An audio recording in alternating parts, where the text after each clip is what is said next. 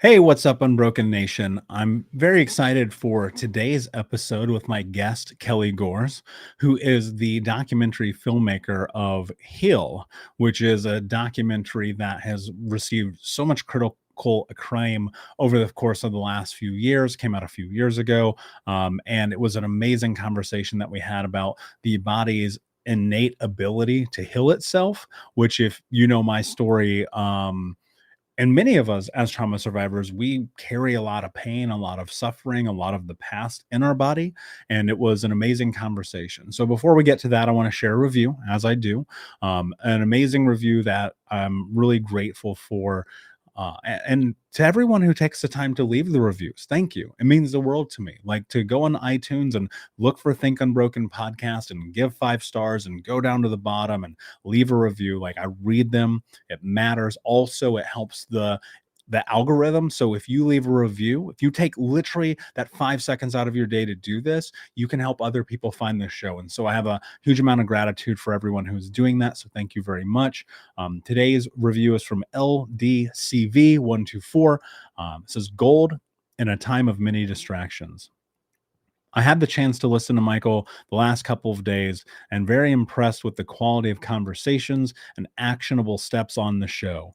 Love the brand and what it means. We'll be tuning in regularly. His episode with John Lee Dumas inspired action after listening to how he almost got fired by his own coach. Adding this to my rotation. Keep up the great work. Luis from the Biz Bros. Luis, thank you, my friend. I appreciate you taking the time to leave the review. It literally means the world to me, and as well as everyone else who does that.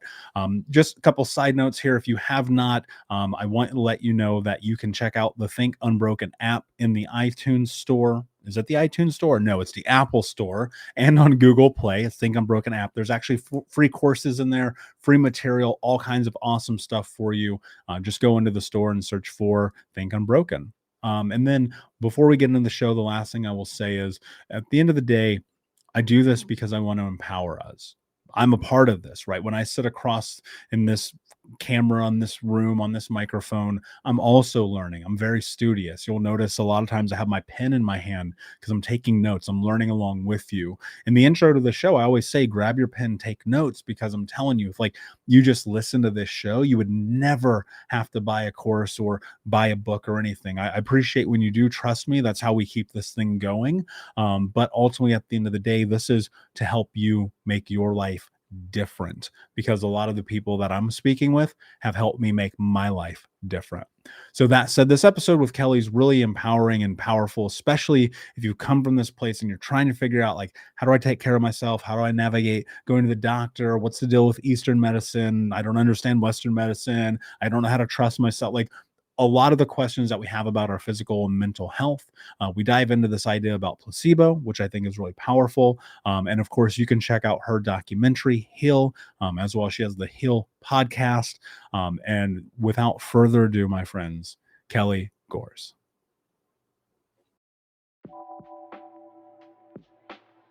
What's up, Unbroken Nation? Hello, my friends. I'm Michael Unbroken, host of the Think Unbroken podcast and founder of ThinkUnbroken.com. And I'm honored to be your trauma coach and mentor, because I believe that everyone is capable of getting unstuck, cultivating self-love, and becoming the hero of their own story. I believe that when implemented correctly, the practical tools and education you will receive from this show will help you lead an unbroken and extraordinary life. I believe that no matter what we come from, that we all have the ability to choose ourselves first, to create and manifest a powerful and grace-filled future, and love the reflection in the mirror. I believe that every day is a day to grow, learn, heal, and change. That's why I started my company, ThinkUnbroken.com, which is an online training and healing and personal growth platform where you get everything that I know about how to get motivated, be accountable, get out of the vortex, and become the hero of your own story through community, connection, and commitment. For more information, visit ThinkUnbroken.com. Please listen closely, as you may learn just one thing that will help you be unbroken. And please share this episode with at least 3 of your friends, because we all need community and connection in our healing journey. And be sure to DM me and tag me on Instagram at MichaelUnbroken so that I can say hi.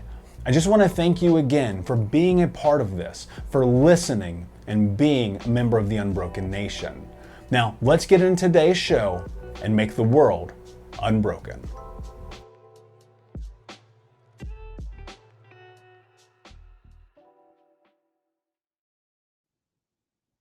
Hey, what's up, Unbroken Nation? Hope that you're doing well wherever you are in the world today. I'm very excited to be back with another episode with my guest, Kelly Gores. Kelly is the writer, director, and producer of Heal, a documentary feature about the mind-body connection and our body's innate ability to heal. She also authored the follow-up book, Heal, and is the host of the podcast, Heal. Kelly, my friend, welcome to the show. I don't think I've ever said heal that many times in one sentence. How are you? What is going on in your world today?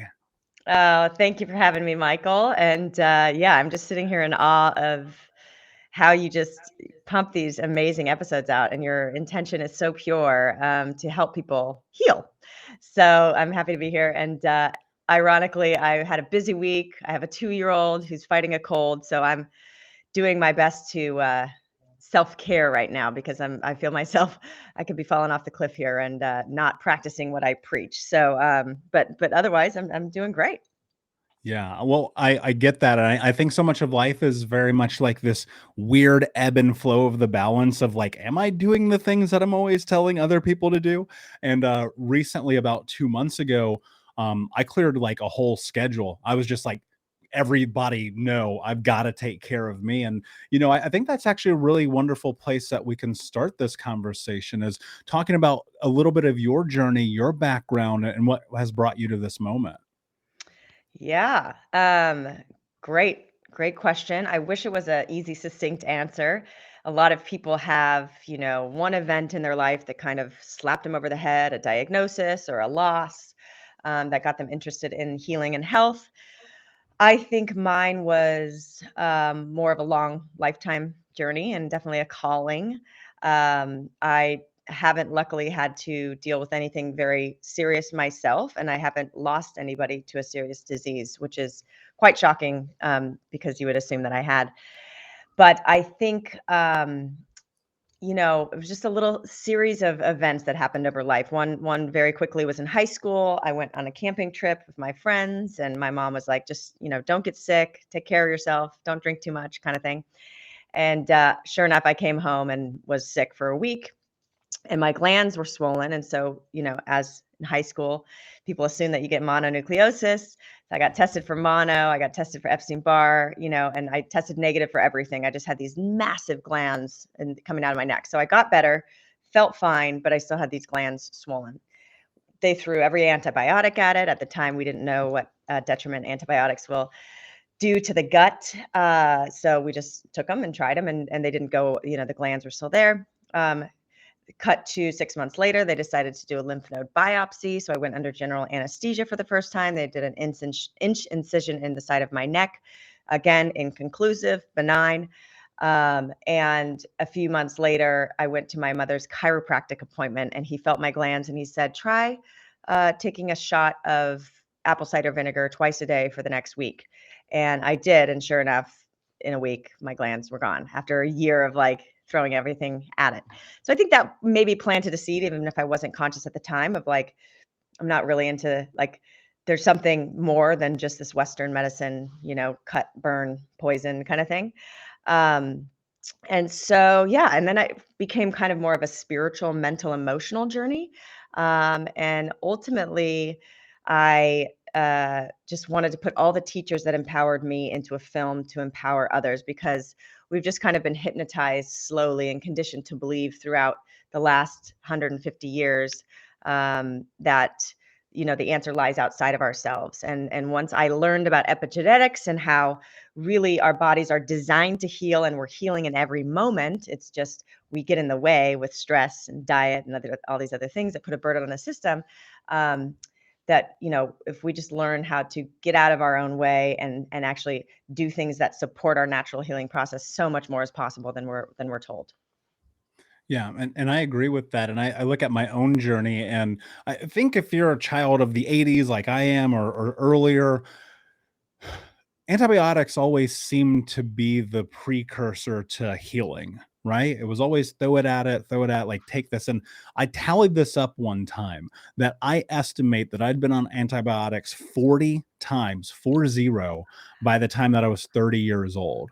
And, so I grew up in a place where there was no health, there was no nutrition, there was a lot of poverty and homelessness in my life.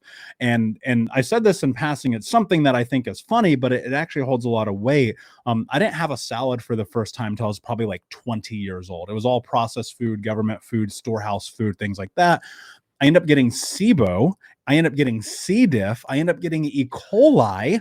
And, that all comes from, I think, the antibiotic usage, but also the massive amount of chronic stress growing up.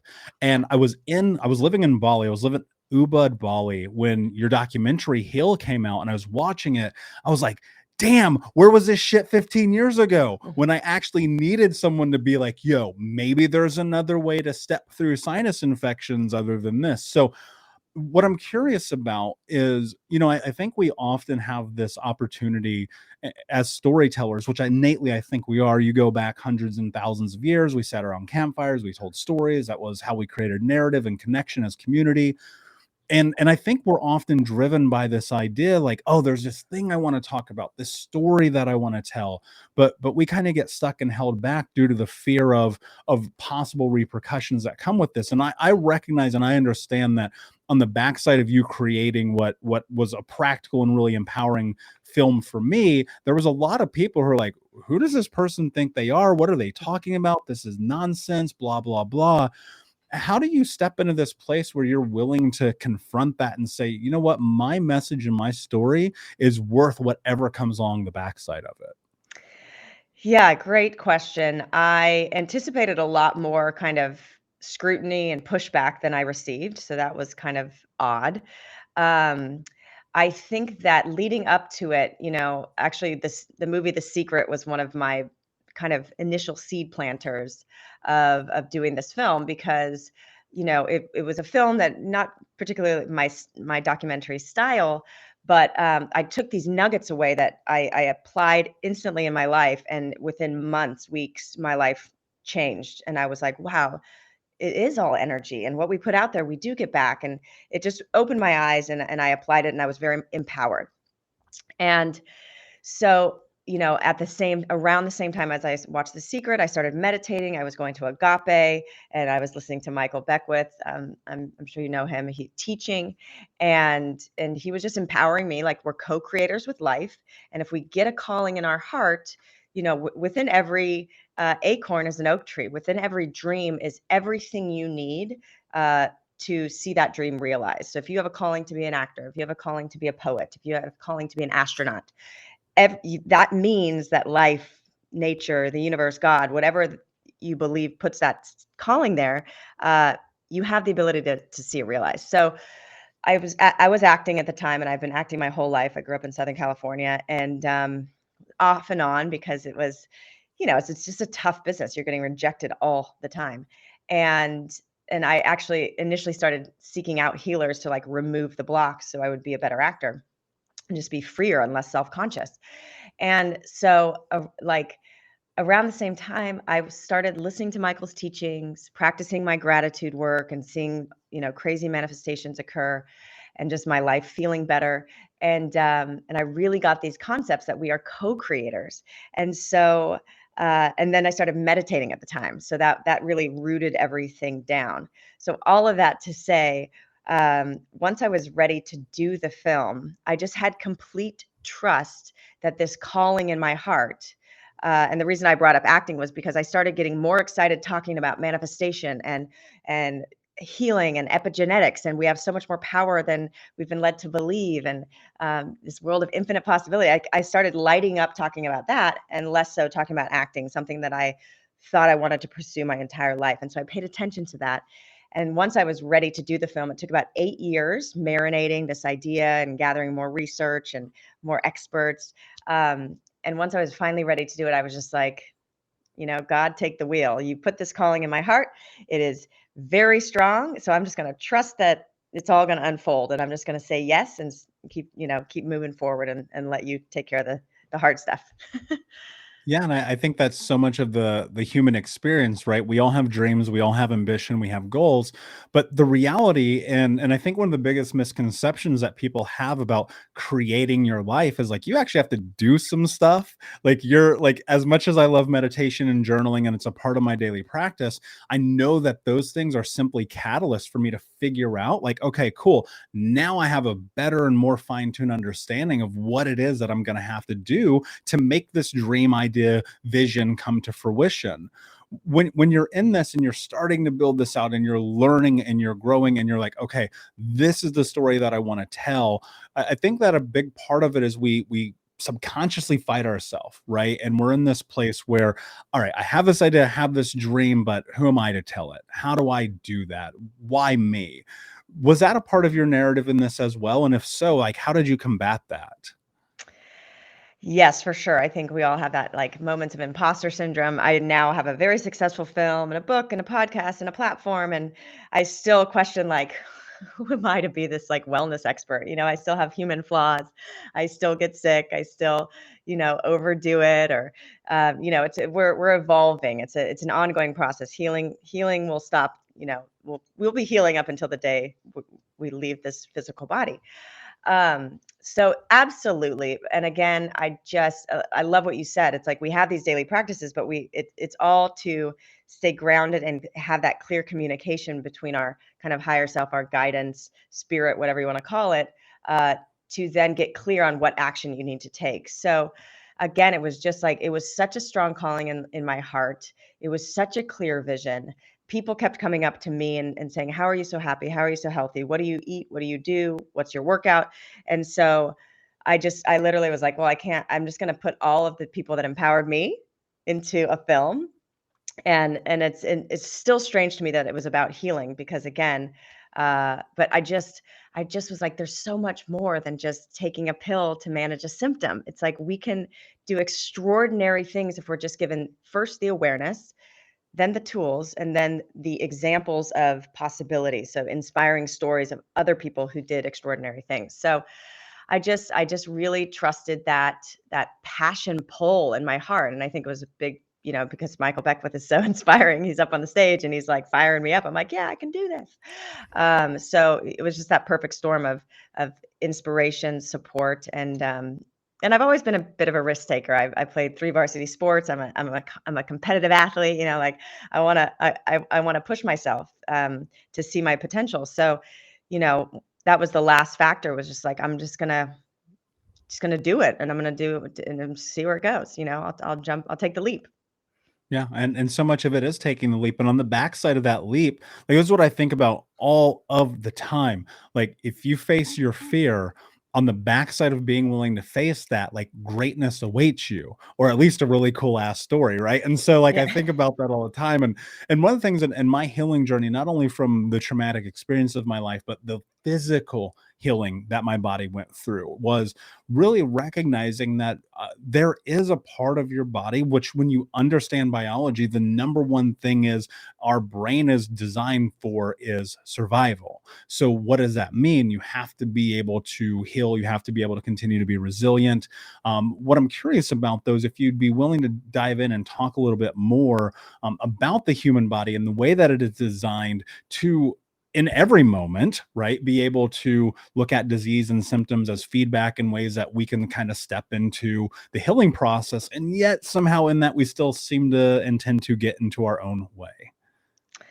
Absolutely. So just a few like pillars that I think might change someone's perception if this is the first time they're hearing of it is the science of epigenetics. So we've been told for, beginning of time, our whole lives that we are victims of our genes or we're subject to our genetic code.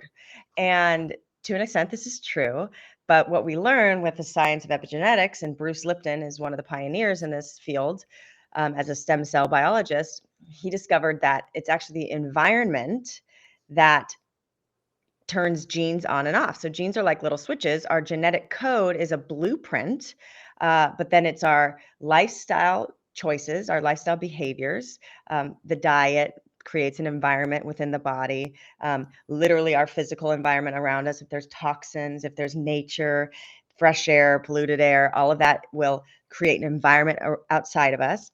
And then for our perception of the environment. So we have this brain that from the age of 0 to 7 years old, this brain is just like a computer that's downloading software programs from the people around you. So usually your parents or your grandparents, the people that are raising you, your teachers, and you're like a sponge picking up the behaviors and learning how to survive in the world by paying attention to the people around you. So when we talk about, oh, it's genetic, well, a lot of these genetic expressions are because you have the same pattern of diet, environment, behaviors, beliefs about life.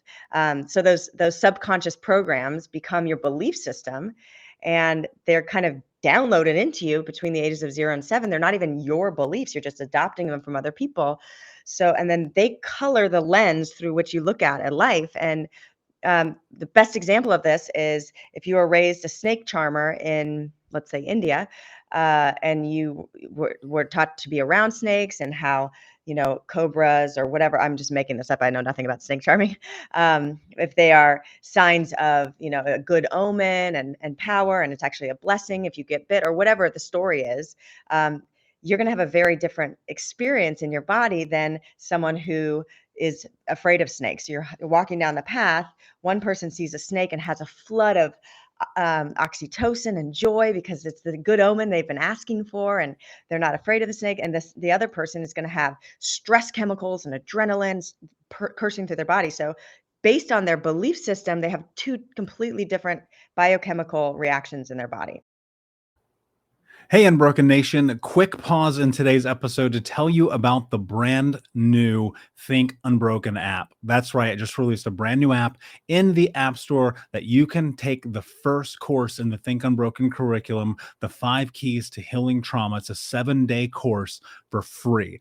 All you have to do is go into your App Store right now. You can pause this video and search Think Unbroken. That's on both Apple and Android. And you can take the Think Unbroken 5 Keys to Healing Trauma 7-day course for free. This is daily coaching from me. It's daily activities, daily check-ins. I built this course in this app specifically to bring huge value to you in your life, where you're at and what you're trying to do and going next and becoming the hero of your own story. So check out the App Store, again, Apple and Android. Just simply search Think Unbroken and you will see the Think Unbroken app. And until next time, my friend, be unbroken. And so our subconscious beliefs are absolutely always need to be addressed when you are doing any kind of healing, because they're subconscious. We're not even aware that this lens is coloring our life and attracting people, circumstances, etc., to give us feedback as to what we're believing about life. And then the final component of that, you talked about symptoms and physical disease. Our symptoms are your body telling us that there's an imbalance. So whether it's a skin rash, whether it's a pain in your neck, whether it's appendicitis, whatever your symptom is, that's giving you feedback that there's something off. And Western medicine tends to give you immediate relief by silencing that symptom, by steroids to get rid of the rash. You're basically taking away the feedback. It would be the same as if your house starts to get on fire, the smoke alarm's going off because the smoke is billowing up, and that smoke alarm is really annoying. It's really painful. It's itchy, but instead of putting out the fire, you just take out the batteries of the smoke alarm so you don't have to hear that feedback. And so as we understand that, we know that, we may have to take the batteries out just so we can have sanity while we're putting out the fire. But if we never put out the fire, we're just going to have to we're never going to really heal. We're just managing disease through symptom management. Yeah. And I think one of the parts that's difficult about that is And I've come to understand this in my own personal journey. Like pain has been such a part of my human experience. Growing up in a hyper vigilant cortisol state where I'm constantly in fight and flight for effectively really what I'd call the first 27 years of my life. In looking at the detrimental health ramifications of that, and looking at and measuring my life now heading into my late 30s and going, okay, how do I manage pain? How do I manage healing? How do I grow into this place where I have an understanding, and maybe I'm wrong in it, but I think pain is a part of the human experience.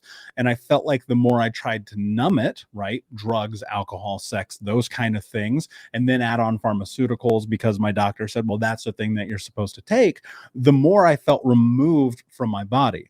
And then I started getting into these other practices. I was like, well, what is this yoga thing people keep talking about? And like 11 years ago, I started doing yoga. Nobody was doing yoga, not in Indiana. I promise you, it wasn't happening. And so I'm in this thing where I'm like trying to learn this. I'm trying to get deeper into myself. And there's still this programming. And this is kind of what I want to talk about and dive into with you a little bit deeper. So let's say, look at someone's life, and they've gone through traumatic childhood like me, and they have grown up in a cortisol state, and they have tremendous anxiety and depression and stressors. They always have a creak in their neck. Their psoas always hurts. Their vagus nerve is all over their place. Their amygdala is misfiring, blah, blah. But you know it all, right? You've heard it all.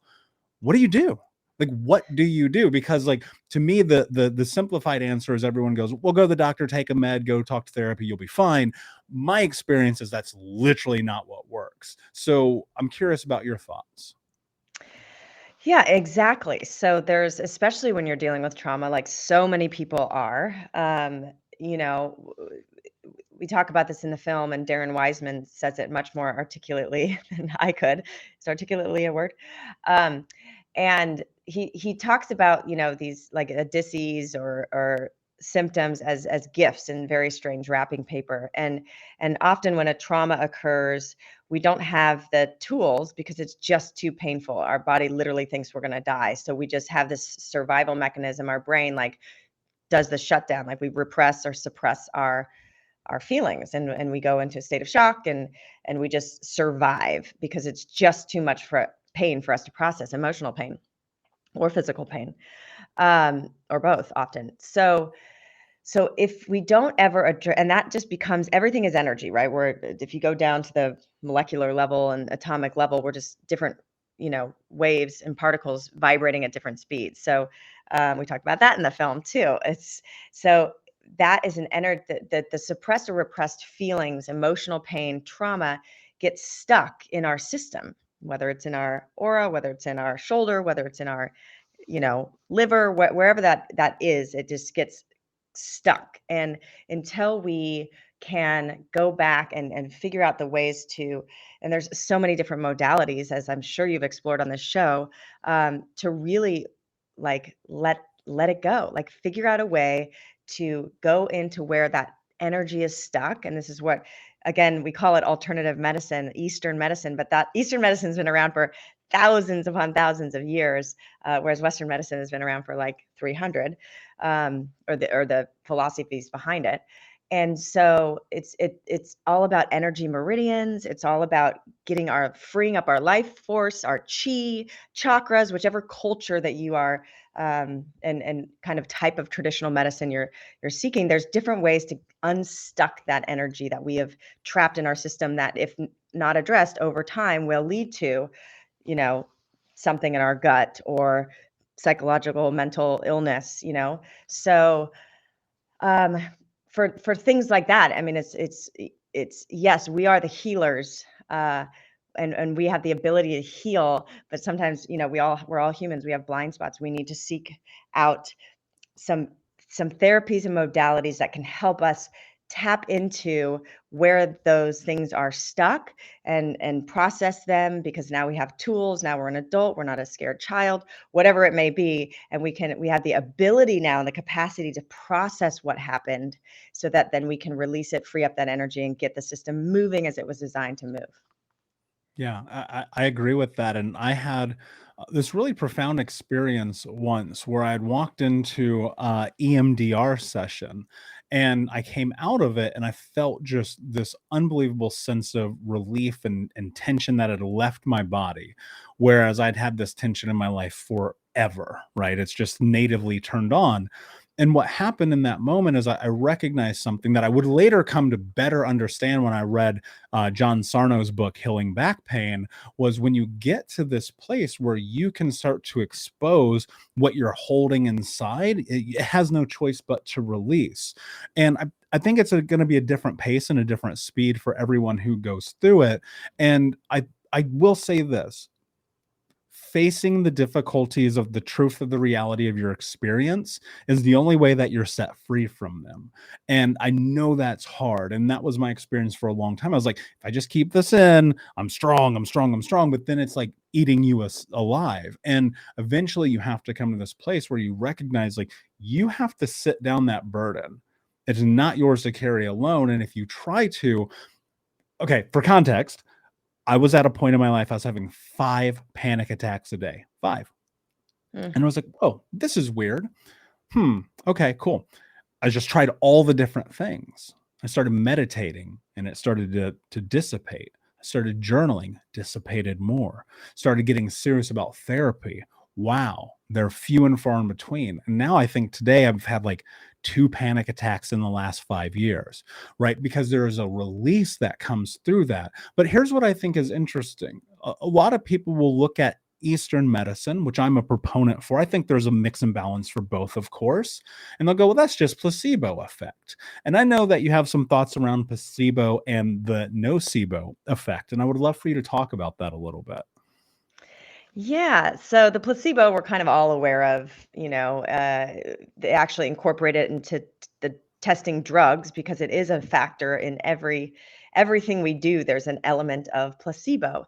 And so like when they're testing a drug, they have one group that's taking the actual chemical. Let's just take the antidepressant world as an example because the placebo is very clear here in these studies. And then they test it against a sugar pill or an innate substance. So if you put this sugar pill in your body, it's not going to have any biochemical reaction in your body that's, has any sort of consequential reaction.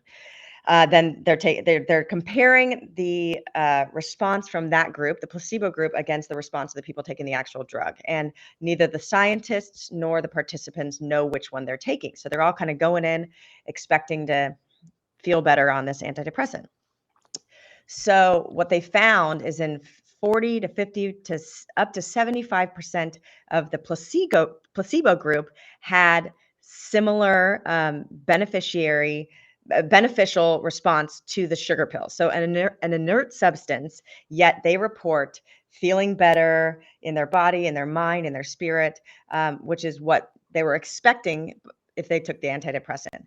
What's interesting is everybody says, oh, well, that's all in their mind. They didn't actually feel better. They're just like, oh, they're pretending. But what people don't realize is the placebo effect is a real effect. Our brain is our most powerful pharmacy. And so when there is ritual, which is taking a pill, like we've all taken a pill and we expect a response from that pill. So, and I barely take anything unless it's an infection or something acute that I need to address.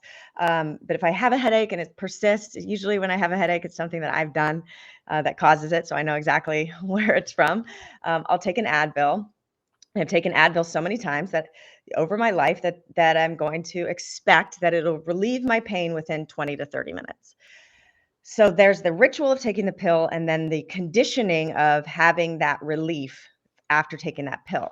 So when you combine the ritual and the conditioning and the meaning between, okay, so that this is an antidepressant and I know that taking a pill will give me some sort of relief or what that's going to do in 30 minutes.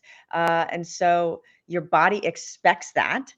So whether it's the sugar pill or the antidepressant, your brain then releases the actual chemistry that the pill you're taking or one group is taking is delivering to you. So basically, if it's an SSRI, it's like whatever that pill does, your brain is actually doing it in the bodies of it's releasing that exact neurochemical reaction and neurochemistry in the placebo group. So it's not just in your mind. Your brain is physically releasing something. It's the same as when you working out. You've heard of endorphins. Endorphins are your brain's natural morphine-like substances. So you feel fantastic with these endorphins. So our brain is a very powerful pharmacy, and it has so much power. So just imagine what that says. I mean, we could take an inert substance that has zero negative side effects, and with the proper conditioning and ritual and meaning, we can release the exact chemistry we need to feel better or heal in whatever way. So there's so much to be done to support the placebo. Unfortunately, science today just kind of discards it and looks at it as a metric to see how effective their drug is. But that's very exciting. And then on the flip side of that, you mentioned the nocebo. That's kind of the negative belief. And we see this, it's so detrimental. We've been conditioned, again, conditioning is a part of this. We've conditioned to believe that doctors go through medical school, they're smarter than us, they're educated, they're specialists, they know much more than we do about this certain condition or whatever. So if a doctor, if an authority in a white coat, we give them meaning that they know more than we do. If they tell us you have 3 to 6 months to live, you've got stage whatever cancer, and we buy into that, we believe that can create a negative belief system. And bell curve, 70% of the time, 80% of the time, you're going to fall into that. And they just continue the statistic because you believe it, and then your body starts to degenerate. And they see it time and time again where you've given a wrong diagnosis and they end up following that 3 to 6 months prognosis path. They die, and then they go back and look at the charts and they're like, oh my God, they didn't even have what we thought they had. So belief is so powerful, and we have to be very careful about what we buy into. And so in HEAL, kind of our motto is seek out the best medical, information, go to the best specialists, get as much information you can, get the diagnosis, find out what's going on, but never let anybody tell you what's possible for you. Don't accept a prognosis, especially one that is not favorable to what you believe or feel in your body is right for you. Yeah. And that's, there's so much about ownership in that, right? And taking control of your life. And I think that one of the hardest parts for many people is we're used to not taking ownership over our life. We're used to just people going, this is the way that you do it. Don't color the moon purple in 3rd grade, walk on the right side of the hall, go to the bathroom after you raise your hand. This is the way that you do it. Go to high school, go to college, job, career, picket fence, blah, blah, blah, whatever. And then you're in this position where you have to do this thing called taking care of yourself. And you don't really know how to do it because of conditioning, right? To your point. And you're faced with this really interesting dichotomy, or juxtaposition, I should say, of wanting to take care of yourself, but not feeling empowered to do it, because we do herald people who have doctorates or whatever as so much far and above us. And that was my experience too, until I walked into a doctor's office one day. I'm battling this tremendous thing in SIBO, right? The small intestinal bacterial overgrowth. Try that again. And it's just destroying my life. It's destroying my livelihood. It's crippled me. And I walk into this gastroenterologist's office, and the guy was morbidly obese, sitting there eating candy. And I was like, oh, wait a second. There's something extremely wrong here. And I left, and I did the thing they always tell you not to do. I got on fucking WebMD, and I just started trying to like puzzle piece this thing together. Well, fast forward like literally 45 doctors and a lot of money later, I finally recognized, like, okay, if I'm going to have the solution for this, I need to find the doctor who's willing to listen to me and let me be the one who's in control of my life, right? I turned down I had a doctor who wanted to remove my colon, and I was like, whoa, dude, like, we're not there yet. Like, I'm not there. And that's what's really difficult about this entire journey, is because we want to trust in medicine. We want to trust that people have our best interests in mind for us. But ultimately, sometimes it really comes down to you have to trust yourself first. And in that, that's how you're going to create change in your life. And luckily enough, I found a doctor, and she was like, oh, you definitely have SIBO. Let's do a breath test. My methane levels were off the chart. Couldn't even record them. They were so high. And I ended up doing a fecal matter transplant, Eastern medicine coming into play here. I won't go in the details for you. If you want to find out, do that on your own research. And it literally saved my life. right? I was on the other side of E. coli, on the other side of C. diff, and it really came about this thing about ownership. So looking at that and understanding, like, taking control of your life while in the context of Western medicine and living in a Western state and trying to put yourself in a position to take care of yourself and balancing this idea that doctors know best, like, from a practical standpoint, do you think there's a way for people to do that that is beneficial and not actually endangering to themselves? Yeah, I think I love one of my favorite parts of the film is the research done by Kelly Turner, who was getting her doctorate degree, and she was actually studying cancer. She wanted to be a scientist, a researcher, and she was looking at all these spontaneous healing cases. And so basically, these people were sent home to die. They were like, okay, you're stage 4. We've tried the 5 chemos, we've done the radiation, we've done the surgery. It's still spreading. There's nothing we can do. You know, good luck. Go get your affairs in order. And she kept finding more and more people who were sent home to essentially die, and they were all living years later. So she was like, isn't it? We should be studying these people, what these people did. And again, she likes to be very careful. Like her research is specific to cancer. She studied 1,500 cases of people that were sent home to die, and they spontaneously healed. They radically remissed. Do you have trouble falling asleep at night because you have anxiety?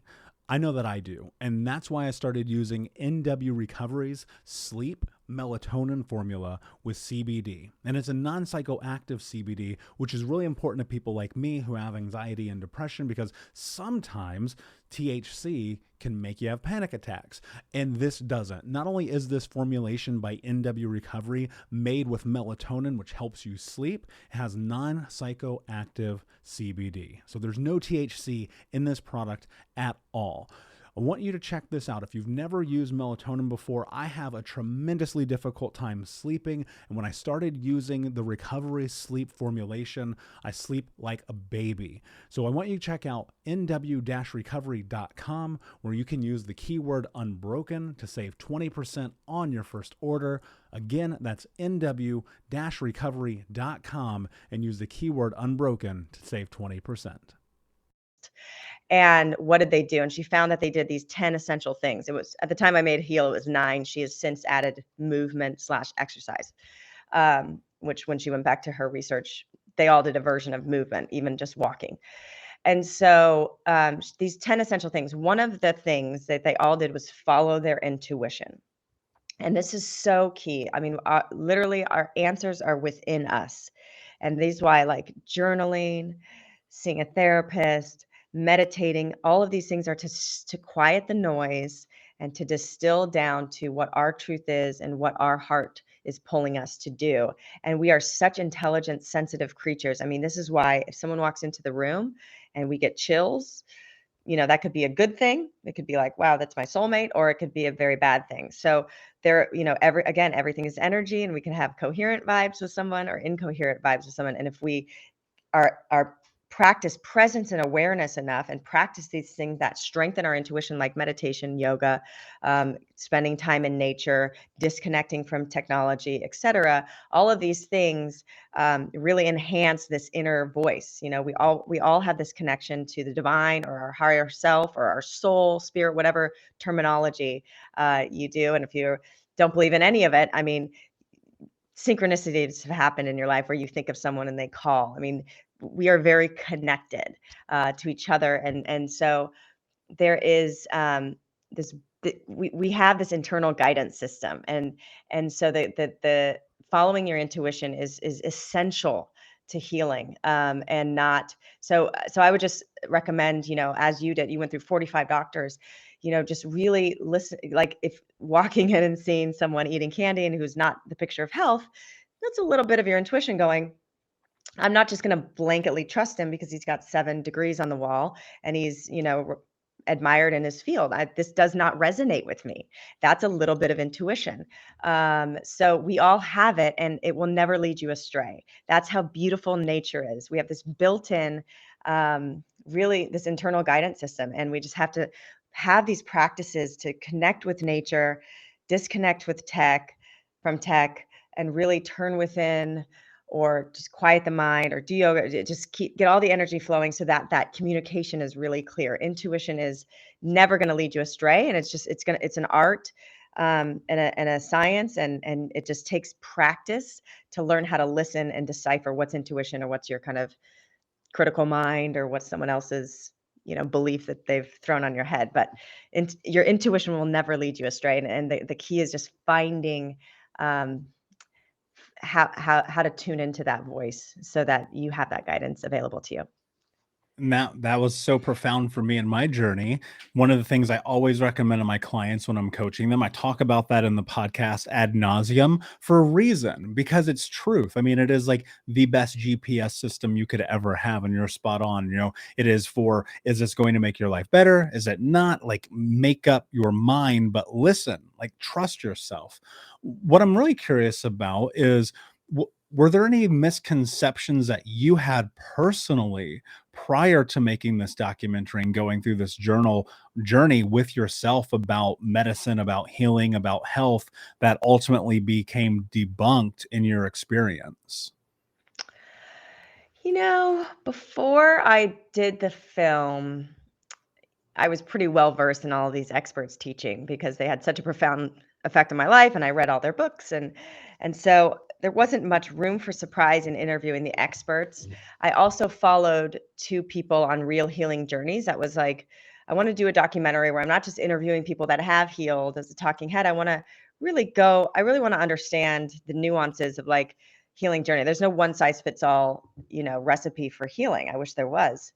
But there's so many factors. And so I think the biggest surprises are just kind of, things that made me pause were just all of the intricacies of like, what blind spots we have, because we follow one woman who has these really intense skin disease and this mystery illness. She's been to every specialist under the sun. Still to this day, she really doesn't have answers.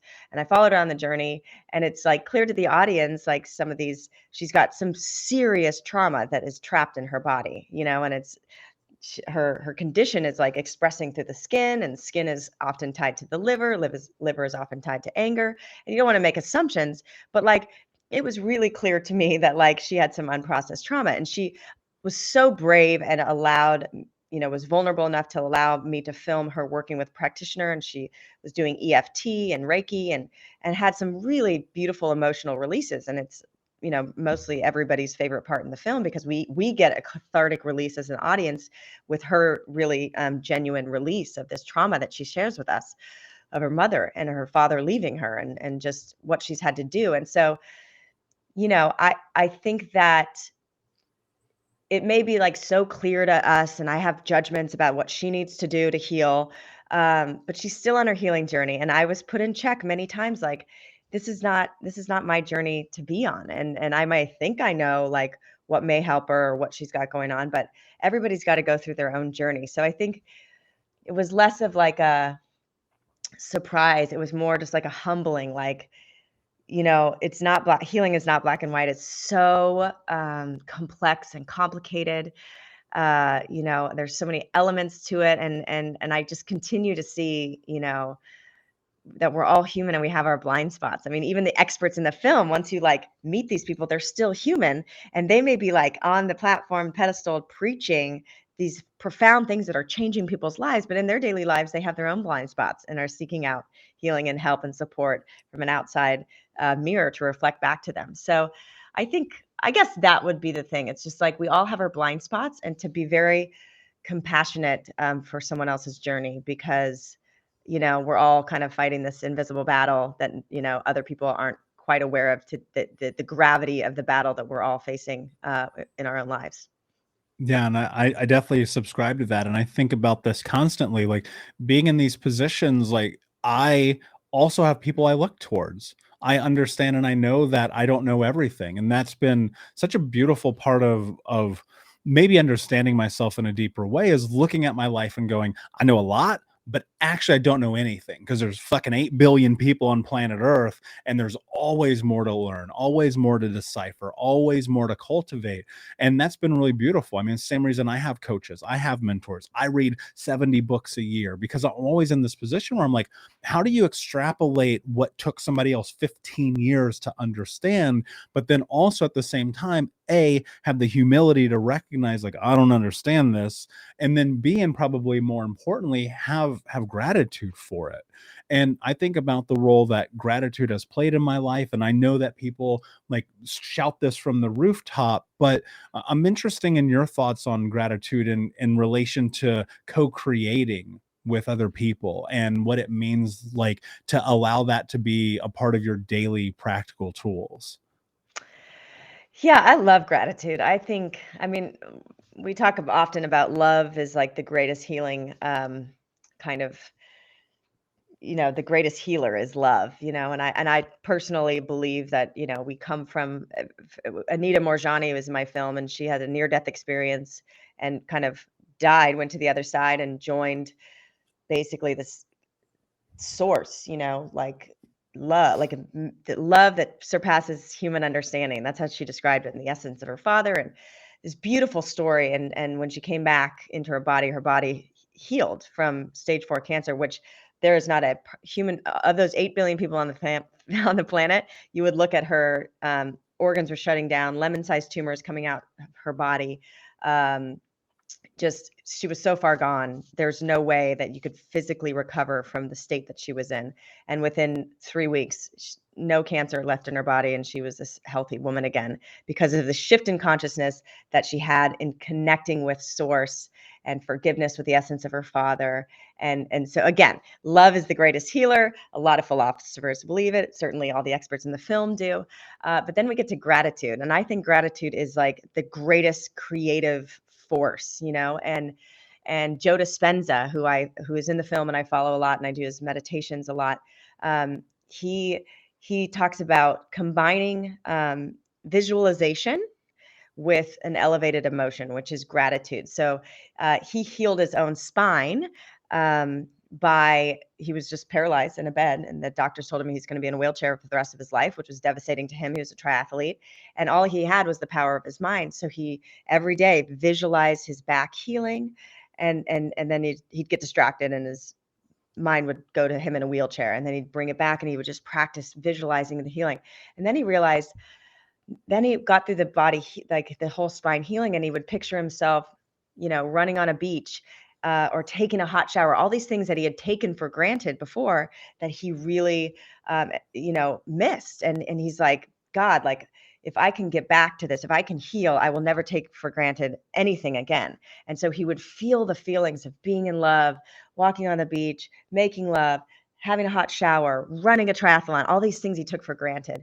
And he would just feel the gratitude. And what he found, he eventually healed. Within 10 weeks, he was up walking, and within 12 weeks, he was training again for the next triathlon. Again, miracle story. But his formula that he found was visualizing, using the power of the mind, seeing what you want, whether it's healing, whether it's a relationship, whether it's abundance, whether it's a goal that you have, a promotion, a child, whatever it is. So every day, getting into a meditative state, and just, even if it's just 5 minutes a day, picturing what you want, and then feeling the gratitude as if it's already in your life. And that generates that puts out such a strong signal into the world. And I've done it in my life with gratitude journaling. And it feels silly at first because you're like thanking, like, oh, I have a baby, like doing all the all the things. But gratitude, if you can just do that exercise every day, and you flood your body with oxytocin and these elevated emotions, which releases really healing, energizing chemistry in your body. The universe doesn't, or the brain doesn't recognize if something is happening in reality or something is just happening in our imagination. That's why we can think of the past trauma that's happening, and it feels as stressful and scary as the moment it's happening. So the brain doesn't know, and it's still releasing that stressful chemistry. It thinks we're going through the trauma right now. So let's take the reins of our brain and apply that function to creating the life that we want, rather than being stuck in the past, and in trauma. Let's every day focus on what we do want and feeling into that. And if we feel gratitude, we trick the brain into thinking that it's already happened. So not only are we releasing that positive chemistry in our body, we're sending a signal out to the universe. And then, of course, frequency brings us more things to be grateful for in our life. And I will say this, so if I rewind my life, let's call it 15 years ago. If you said that to me, I'd be like, you are so full of shit. Like, what is wrong with you? I cannot believe that those words came out of your mouth. Let me tell you this, though. I have found the truth of the reality that not only having that practice in journaling, right? I journal into the future, things that have already happened. I visualize, I meditate. I've done stuff. Now, look, there is a timeline to this. I've done things in my life that took me 7 years, 5 years, 4 years to accomplish, right? But here's what I think about all the time. If we can be on this ball of whatever gas allows us just to happen to be able to exist, spinning in the middle of the universe and God knows what, why can you not have your dreams come true? And so with that, before I ask you my last question, can you tell everyone where they can find you? Yes, thank you. So I just started the Heal podcast this year. So the Heal podcast is kind of what I'm focused on now, and it's on Spotify and iTunes, and I guess anywhere podcasts are found, which I think it's just those places. And then on Instagram, you can follow us at Heal Documentary. We're on Twitter, Instagram, and Facebook there. And then personally, I'm at Kelly Gores, Gores on Instagram. I'm probably the most active there. So yeah. Amazing. And we'll put all the links in the show notes. Of course, Kelly, my friend, my last question for you is, what does it mean to you to be unbroken? Beautiful question, beautiful show title, beautiful mission. Unbroken to me, when everybody asks me what is healing, and healing I think is coming back to wholeness. And as we go through life, we get disconnected from each other, from our purpose, from ourselves in the instance of trauma. So healing is wholeness. And when you get a level of healing, whether it's spiritual, emotional, physical, or all of the above, you're coming back to wholeness, and that is being unbroken. Beautiful, my friend. Thank you so much for being here, Unbroken Nation. Thank you so much for listening. Please like, subscribe, comment, review, tell a friend. And until next time, my friends, be unbroken. I'll see ya. Unbroken Nation, hope that you just got a tremendous amount of value from today's episode. I want to know what you think. Please do me a favor and review, rate, and share the episode with 3 friends on social media today. It would mean the world if you did, because ultimately at the end of the day, creating community and connection is how we heal generational trauma in the world. And I need your help to do that, Unbroken Nation. So if you're on iTunes or Spotify or wherever you are, please like, comment, share, review. I want to know not only what you like about the show, but how I can make the show better, how I can make this further about helping you on your healing journey. So do me a favor, and when you do, shoot me a screenshot of you making the review to my DM at Michael Unbroken on Instagram so that I can have a conversation with you, say hi, and more importantly, so I can share it with the Unbroken Nation. Thank you so much, my friend.